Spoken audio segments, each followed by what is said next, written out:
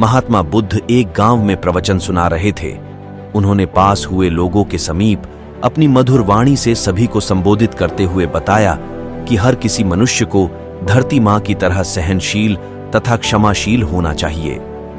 क्रोध मानव का ऐसा शत्रु है जो दूसरों को तो हानि पहुंचाएगा, साथ में खुद भी उससे नहीं बच पाएगा।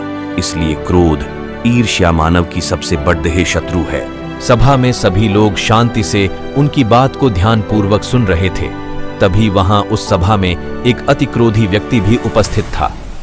वह पहले तो उनकी बात सुनता रहा, फिर वह अचानक महात्मा जी से क्रोधित होकर बोला। बोलते समय उसका आंखें खून के समान लाल हो रही थी। उसने बोला कि तुम ढोंगी हो, यहां बैठकर लोगों को बेवकूफ बना रहे हो। यह जो भी तुम कुछ कह रहे हो ना, इसको सचमुच करना बहुत मुश्किल है, समझे? तुम्हारी इन बातों का कोई मतलब नहीं है। ये सब बातें कोई मायने नहीं रखती। असल जिंदगी में कहानी सुनाना बंद करो, धूर्त महात्मा, और जहां से आए हो वहीं चले जाओ। ऐसे कठोर वचन सुनकर भी महात्मा जी ने उस क्रोधी पुरुष का कोई विरोध नहीं किया और न ही उसकी बातों पर कोई भी प्रतिक्रिया दी। वह शांत रहे और अपना काम करते रहे, जिससे वह पुरुष और भी क्रोधित हो गया। उसकी समझ नहीं आया वह क्या करे। तब उस पुरुष ने महात्मा जी के मुंह पर थूक कर चला गया। अगले दिन जब उस व्यक्ति का क्रोध शांत हुआ और उसे अपनी गलती का पछतावा हुआ, तब वह आत्मग्लानि में जलने लगा और फिर उसने सोचा कि उस महात्मा से मुझे माफी मांगनी चाहिए। वह महात्मा जी की खोज में उसी स्थान पर गया जहां महात्मा जी कल प्रवचन दे रहे थे। लेकिन महात्मा जी वहां कहां मिलने वाले थे? वह तो अपने शिष्यों के साथ अन्य किसी गांव की यात्रा पर निकल पड़े थे। वह पुरुष सब लोगों से महात्मा जी के बारे में पूछता उस स्थान पर पहुंच गया।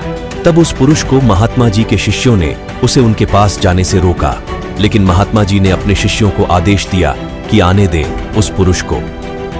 तब वह पुरुष महात्मा जी के चरणों पर गिर गया। उनसे बोला, मुझे क्षमा कीजिए महाराज।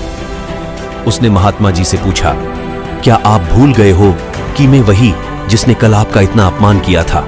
महात्मा जी बोले कि मैं तो बीती बातें वहीं छोड़ आया, क्योंकि बीता हुआ कल कभी वापस लौट कर नहीं आता। इसलिए बीती हुए बातों की वजह से आज और अपना आने वाला कल नहीं बिगाड़ना चाहिए। जो हो गया सो हो गया। तुम्हें अपनी भूल का एहसास हुआ, यही सबसे बड़ी बात है। तुम अपनी गलती को मान लिए, सो तुम अब निर्मल हो गए हो। इसलिए कोई भी ग्लानि अपने मन में नहीं रखो। अपने आने वाले कल के बारे में विचार करो और उसे सुधारने का प्रयास करो।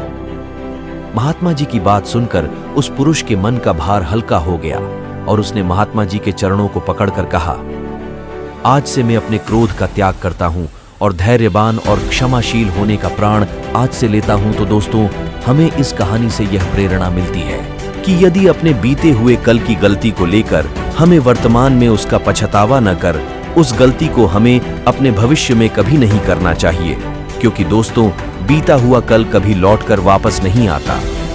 तो अगर आपको महात्मा गौतम बुद्ध की इस कहानी से कुछ सीखने को मिला हो तो अपने दोस्तों के साथ इसे जरूर शेयर करें।